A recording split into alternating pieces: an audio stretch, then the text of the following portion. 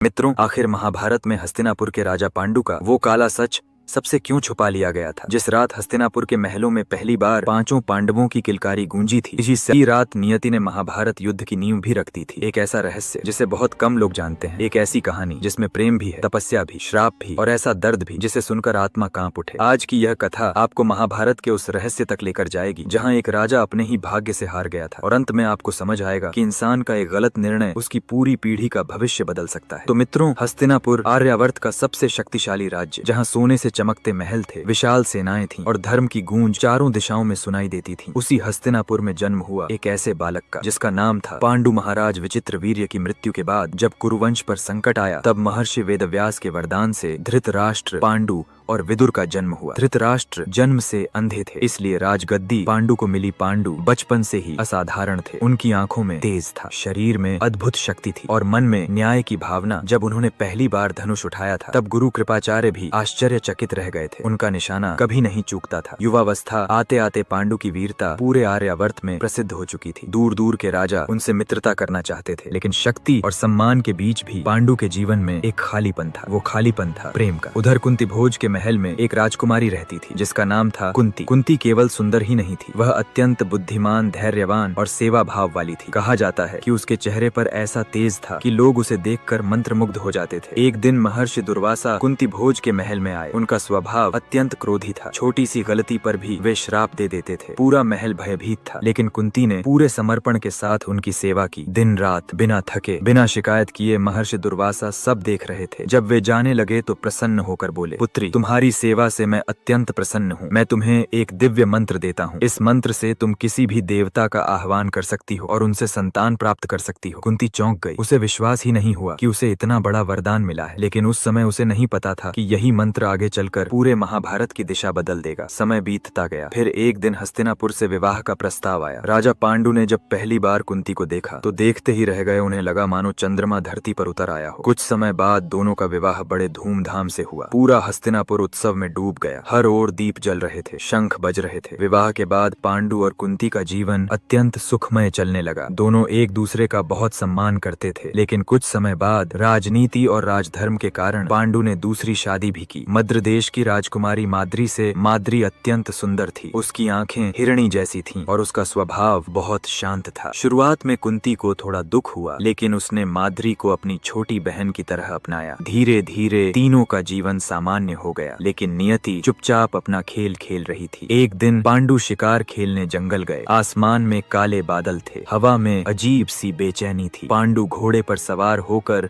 जंगल में घूम रहे थे। तभी उनकी नजर दूर एक मृग और मृगी पर पड़ी। दोनों प्रेम में मग्न थे। पांडु ने बिना सोचे समझे धनुष उठाया, तीर छोड़ा और अगले ही पल जंगल में दर्द भरी चीख गूंज उठी। मृग जमीन पर गिर पड़ा, लेकिन जैसे ही पांडु उसके पास पहुंचे, उनका शरीर कांप उठा। वह कोई साधारण मृग नहीं था, वह एक ऋषि थे जिन्होंने अपनी पत्नी के साथ मृग का रूप धारण किया था। उनके शरीर से खून बह रहा था, आंखों में क्रोध की ज्वाला थी। मरते मरते उन्होंने कहा, हे पांडु, तुमने मुझे उस समय मारा है जब मैं अपनी पत्नी के साथ प्रेम में लीन था, इसलिए मैं तुम्हें श्राप देता हूँ। जिस क्षण तुम अपनी पत्नी को स्पर्श करोगे, उसी क्षण तुम्हारी मृत्यु हो जाएगी। इतना कहकर ऋषि ने प्राण त्याग दिए। जंगल में सन्नाटा छा गया। पांडु के हाथ कांपने लगे, उनकी सांसें तेज हो गईं। उन्हें समझ आ गया था कि उनका जीवन अब कभी सामान्य नहीं रहेगा। वे महल लौटे, लेकिन अंदर से टूट चुके थे। कुछ दिनों तक उन्होंने खुद को संभालने की कोशिश की, लेकिन हर रात उन्हें वही श्राप सुनाई देता था। आखिरकार उन्होंने निर्णय लिया कि वे राजपाट छोड़ देंगे। उन्होंने हस्तिनापुर की गद्दी धृतराष्ट्र को सौंप दी और कुंती तथा माद्री के साथ वन चले गए। वन का जीवन कठिन था, न महल, न सेवक, न वैभव, लेकिन पांडु अब तपस्वी बन चुके थे। वे साधुओं के साथ रहते, ध्यान करते, यज्ञ करते। धीरे धीरे वर्षों बीत गए, लेकिन एक पीड़ा उन्हें अंदर ही अंदर खा रही थी, संतान की इच्छा। उन्हें डर था कि उनके बाद कुरुवंश समाप्त हो जाएगा। एक रात चंद्रमा की रोशनी में पांडु बहुत उदास बैठे थे। कुंती ने पूछा, स्वामी, आपके मन में कौन सा दुख है? पांडु की आंखें भर आईं। कुंती, मैं राजा होकर भी अभागा हूँ, मैं अपने ही वंश को आगे नहीं बढ़ा सकता। तब कुंती को अचानक महर्षि दुर्वासा का दिया हुआ मंत्र याद आया। उसने धीरे से पूरा रहस्य पांडु को बताया। पांडु आश्चर्यचकित रह गए। उन्हें लगा जैसे अंधेरे में उम्मीद की एक किरण मिल गई हो। उन्होंने तुरंत कहा, कुंती, यह केवल हमारा नहीं, पूरे कुरुवंश का भविष्य है। तुम इस मंत्र का प्रयोग करो। कुंती ने स्नान किया, सफेद वस्त्र पहने, फिर नदी किनारे बैठकर मंत्र का जाप शुरू किया। चारों ओर दिव्य प्रकाश फैलने लगा। हवा रुक गई, पेड़ों की शाखाएं झुक गईं। उन्होंने धर्मराज यम का आह्वान किया। अचानक आकाश से तेज प्रकाश उतरा। एक दिव्य पुरुष उनके सामने प्रकट हुए। उनके चेहरे पर पर गंभीरता थी, आंखों में न्याय का तेज। कुछ समय बाद कुंती ने एक पुत्र को जन्म दिया। उस बालक के जन्म के समय आकाश में अद्भुत शांति छा गई। ऋषियों ने कहा यह बालक धर्म का प्रतीक बनेगा। उसका नाम रखा गया। युधिष्ठिर पांडु की खुशी का ठिकाना नहीं रहा, लेकिन नियति अभी और चमत्कार दिखाने वाली थी। कुछ समय बाद पांडु ने कहा हमें ऐसा पुत्र चाहिए जो अपार शक्ति वाला हो। तब कुंती ने वायुदेव का आह्वान किया। उस रात जंगल में तेज तूफान चला, पेड़ झूमने लगे, बादल गरजने लगे। फिर कुंती ने एक ऐसे पुत्र को जन्म दिया जो जन्म लेते ही पत्थर पर गिरा और पत्थर टूट गया। वह था भीम। भीम की शक्ति बचपन से ही असाधारण थी। एक बार वह खेलते खेलते पहाड़ी से गिर गया, लेकिन उसे खरोंच तक नहीं आई। पांडु यह देखकर आश्चर्यचकित रह जाते थे। फिर समय आया तीसरे पुत्र का। इस बार पांडु चाहते थे ऐसा पुत्र जो संसार का सबसे महान योद्धा बने। कुंती ने देवराज इंद्र का आह्वान किया। आकाश में बिजली चमक उठी, दिव्य सुगंध फैल गई। कुछ समय बाद अर्जुन का जन्म हुआ। जन्म लेते ही आकाशवाणी हुई, यह बालक संसार का महानतम धनुर्धर बनेगा। पांडु की आंखों में आंसू आ गए। उन्हें लगा जैसे उनका अधूरा जीवन पूरा हो रहा है, लेकिन माद्री के मन में भी मां बनने की इच्छा जाग उठी। कुंती ने उदारता दिखाते हुए मंत्र माद्री को भी सिखा दिया। माद्री ने अश्विनी कुमारों का आह्वान किया। कुछ समय बाद उसने जुड़वा पुत्रों को जन्म दिया, नकुल और सहदेव। नकुल अत्यंत सुंदर था, जबकि सहदेव अत्यंत बुद्धिमान। अब वन में पांचों पांडवों की हंसी गूंजने लगी। पांडु अपने पुत्रों को देखकर बेहद खुश होते थे। वे उन्हें धनुर्विद्या सिखाते, धर्म की बातें बताते और कहते सच्चा योद्धा वही है जो अपने क्रोध पर विजय पाले। लेकिन भाग्य अभी शांत नहीं हुआ था। एक दिन वसंत ऋतु आई। जंगल फूलों की खुशबू से महक उठा। हवा में प्रेम घुला हुआ था। माद्री नदी से स्नान करके लौट रही थी। उसके भीगे बाल, उसके चेहरे की चमक, पांडु उसे देखते ही विचलित हो उठे। उनके मन में वर्षों से दबा आकर्षण जाग उठा। उन्हें अचानक सब कुछ भूल गया, श्राप भी, मृत्यु भी। माद्री घबरा गई। उसने कहा स्वामी रुक जाइए, ऋषि का श्राप याद कीजिए। लेकिन उस क्षण पांडु अपने मन पर नियंत्रण खो चुके थे। जैसे ही उन्होंने माद्री को स्पर्श किया, अचानक उनका शरीर कांप उठा, चेहरा पीला पड़ गया, आंखें फैल गईं और अगले ही पल वे जमीन पर गिर पड़े। श्राप सत्य हो चुका था। माद्री चीख उठी। पूरा जंगल उसकी आवाज से कांप उठा। कुंती दौड़ती हुई वहां पहुंची। उसने देखा पांडु निश्चल पड़े हैं। कुंती की आंखों से आंसुओं की धारा बहने लगी। पांचों छोटे छोटे पांडव अपने पिता को हिलाने लगे, लेकिन अब सब खत्म हो चुका था। माद्री खुद को दोष देने लगी। वह रोते हुए बोली दीदी यह सब मेरी वजह से हुआ है। मैं ही स्वामी की मृत्यु का कारण बनी हूँ। कुंती ने उसे समझाने की कोशिश की, लेकिन माद्री का अपराध बोध बढ़ता गया। आखिर उसने एक भयानक निर्णय लिया। उसने कहा मैं पांडु के बिना जीवित नहीं रह सकती। अब इन बच्चों की माँ आप हैं। फिर वह पांडु की चिता पर बैठ गई। आग की लपटें उठी। पूरा जंगल रो पड़ा। उस दिन पांचों पांडवों ने अपने माता पिता को खो दिया। अब कुंती अकेली थी, लेकिन उसने हार नहीं मानी। उसने अपने पांचों पुत्रों को संभाला, उन्हें धर्म, साहस और संयम का पाठ पढ़ाया। पर पांडु और माद्री की चिता की अग्नि अभी शांत भी नहीं हुई थी कि नियति ने पांचों पांडवों को संघर्ष की आग में धकेल दिया। घना जंगल, चारों ओर धुआं और बीच में खड़ी कुंती, जिसकी आंखों से आंसू रुकने का नाम नहीं ले रहे थे। पांचों छोटे छोटे बालक अपनी माँ का हाथ पकड़े खड़े थे। उन्हें समझ ही नहीं आ रहा था कि आखिर उनके पिता कहाँ चले गए। युधिष्ठिर शांत थे, लेकिन उनकी आंखों में दर्द साफ दिखाई दे रहा था। भीम क्रोध में मिट्टी पर मुक्के मार रहा था। अर्जुन बार बार पांडु के धनुष को देख रहा था और नकुल सहदेव अपनी माँ माद्री को पुकार पुकार कर रो रहे थे। उस रात जंगल में किसी ने भोजन नहीं किया। हवा भी जैसे शोक मना रही थी। सुबह होते ही ऋषियों ने कुंती से कहा देवी अब आपको हस्तिनापुर लौट जाना चाहिए। इन बालकों का भविष्य वहीं सुरक्षित है। कुंती जानती थी कि अब वही इन बच्चों की शक्ति है। अगर वह टूट गई तो पांचों पांडव अनाथ हो जाएंगे। उन्होंने अपने आंसू पोंछे और दृढ़ स्वर में कहा मैं अपने पुत्रों को महान योद्धा बनाऊंगी। ये केवल हस्तिनापुर के राजकुमार नहीं, धर्म के रक्षक बनेंगे। इसके बाद कुंती पांचों पांडवों को लेकर हस्तिनापुर की ओर चल पड़ी। कई दिनों की यात्रा के बाद जब वे हस्तिनापुर पहुंचे तो पूरा महल स्तब्ध रह गया। भीष्म पितामह ने पांचों पांडवों को देखा तो उनकी आंखें नम हो गईं। उन्हें समझ आ गया था कि ये पांचों बालक साधारण नहीं है, लेकिन किसी को नहीं पता था कि आगे चलकर यही पांचों भाई महाभारत के सबसे बड़े योद्धा बनेंगे। यही पांचों पांडव एक दिन कौरवों से युद्ध करेंगे और पूरा आर्यावर्त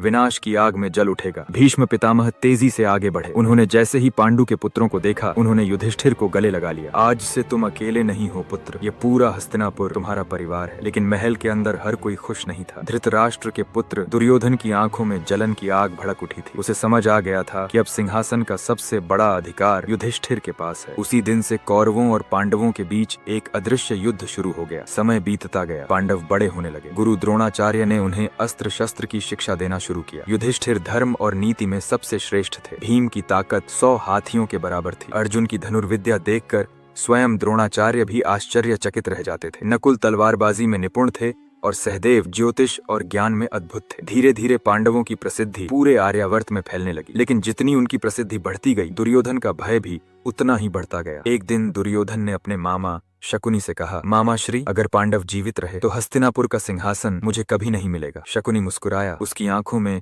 षड्यंत्र चमक रहा था। युवराज, युद्ध तलवार से नहीं बुद्धि से जीता जाता है। और फिर शुरू हुआ वह षड्यंत्र जिसने पूरे महाभारत की नींव रख दी। भीम को जहर देना, लाक्षागृह में पांडवों को जिंदा जलाने की कोशिश। हर बार दुर्योधन ने उन्हें खत्म करने का प्रयास किया, लेकिन नियति बार बार पांडवों को बचा लेती थी, क्योंकि शायद भगवान भी जानते थे कि धर्म की परीक्षा अभी बाकी है। उधर अर्जुन दिन रात अभ्यास करता रहता था। एक रात गुरु द्रोणाचार्य ने देखा कि अर्जुन अंधेरे में भी निशाना लगाने का अभ्यास कर रहा है। द्रोणाचार्य मुस्कुराए, अर्जुन, संसार का कोई भी योद्धा तुम्हें पराजित नहीं कर पाएगा। और वही अर्जुन आगे चलकर कुरुक्षेत्र का सबसे बड़ा योद्धा बना। लेकिन पांडवों के जीवन का सबसे बड़ा मोड़ अभी आना बाकी था। पांचाल राज्य में राजकुमारी द्रौपदी का स्वयंवर रखा गया। देश विदेश के राजा वहां पहुंचे। एक विशाल धनुष रखा गया था, ऊपर घूमती हुई मछली की आंख और नीचे पानी में उसका प्रतिबिंब। जो योद्धा पानी में देखकर मछली की आंख भेद देगा, वही द्रौपदी से विवाह करेगा। एक एक करके सभी राजा असफल हो गए। तभी साधारण ब्राह्मण के वेश में अर्जुन आगे बढ़े। पूरा सभा भवन हंस पड़ा, लेकिन अगले ही पल अर्जुन ने धनुष उठाया, प्रत्यंचा चढ़ाई और तीर छोड़ दिया। घूमती हुई मछली की आंख भेद दी गई। पूरा सभागार स्तब्ध रह गया। द्रौपदी ने अर्जुन के गले में वरमाला डाल दी। लेकिन जब पांडव द्रौपदी को लेकर घर पहुंचे, तब कुंती ने बिना देखे कह दिया, जो भी लाए हो आपस में बांट लो। और यही वचन आगे चलकर द्रौपदी के 5 पतियों का कारण बना। समय के साथ पांडवों ने इंद्रप्रस्थ बसाया। वह राज्य इतना सुंदर था कि देवता भी उसे देखकर चकित रह जाते थे। लेकिन दुर्योधन की ईर्ष्या अब विकराल रूप ले चुकी थी। फिर आया वह कुख्यात द्यूत क्रीड़ा का दिन, जहाँ शकुनी की चालों में फंसकर युधिष्ठिर सब कुछ हार गए, राज्य, धन, भाई और अंत में द्रौपदी भी। सभा के बीच द्रौपदी का अपमान हुआ और उसी क्षण महाभारत युद्ध निश्चित हो गया। द्रौपदी ने खुले बालों के साथ प्रतिज्ञा ली, जब तक दुर्योधन और दुशासन का विनाश नहीं होगा, मैं अपने बाल नहीं बांधूंगी। इसके बाद पांडवों को वनवास मिला। 13 वर्षों तक उन्होंने जंगलों में भटककर कठिन जीवन बिताया। लेकिन उन कठिन वर्षों में भी श्री कृष्ण हर पल उनके साथ रहे। और फिर आया कुरुक्षेत्र का महासंग्राम। धरती कांप उठी, आकाश लाल हो गया। शंखों की आवाज से दिशाएं गूंज उठी। एक ओर कौरवों की विशाल सेना, दूसरी ओर 5 पांडव। युद्ध शुरू हुआ और देखते ही देखते लाखों योद्धा मौत के मुंह में समाने लगे। भीष्म गिरे, द्रोण गिरे, कर्ण गिरे और अंत में दुर्योधन भी धराशायी हो गया। 18 दिनों बाद युद्ध समाप्त हुआ। लेकिन जीतने के बाद भी पांडव खुश नहीं थे, क्योंकि कुरुक्षेत्र की धरती पर केवल लाशें बची थीं। युधिष्ठिर ने रोते हुए कहा, अगर यही विजय है तो इससे बड़ा श्राप कोई नहीं। और तभी उन्हें अपने पिता पांडु की याद आई। अगर उस दिन जंगल में वह श्राप न मिला होता, अगर पांडु अपने क्रोध पर नियंत्रण कर लेते, तो शायद यह विनाश कभी नहीं होता। महाभारत यही हमें सबसे बड़ा सत्य सिखाता है। मनुष्य अपने कर्मों से ही अपना भाग्य बनाता है। एक क्षण का क्रोध, एक पल का मोह पूरी पीढ़ियों को विनाश की ओर धकेल सकता है। राजा पांडु का जीवन हमें यही सिखाता है कि शक्ति से बड़ा संयम होता है, और जो अपने मन को जीत लेता है वही संसार का सबसे बड़ा विजेता कहलाता है। इसीलिए आज भी महाभारत केवल युद्ध की कहानी नहीं, बल्कि जीवन का दर्पण माना जाता है। मित्रों, क्या आप इसके बारे में जानते थे या नहीं? जरूर बताएं और वीडियो को लाइक शेयर करके चैनल को सब्सक्राइब जरूर कर ले। धन्यवाद।